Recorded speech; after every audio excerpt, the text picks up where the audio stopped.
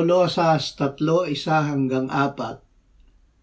Kung kayo ay muling binuhay na kasama ni Kristo, ay hanapin ninyo ang mga bagay na nasa itaas na kinaroroonan ni Kristo na nakaupo sa kanan ng Diyos.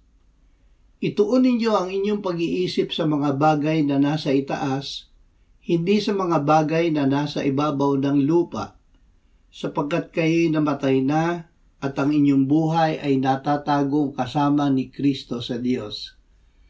Kapag si Kristo na inyong buhay ay nahayag, ay mahahayag rin kayo na kasama niya sa kaluwalhatian.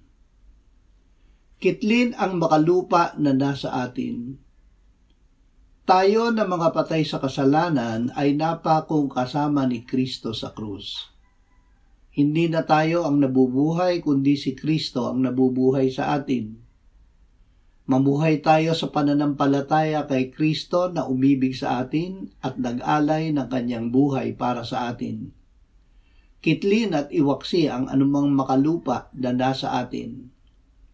Nang tayo ay sumampalataya kay Kristo, ay hinubad na natin ang ating dating pagkatao at mga gawa nito, at nagbihis na ng bagong pagkatao na binabago sa kaalaman ayon sa larawan ng Diyos. Si Kristo ang lahat at siya ay nasa ating lahat.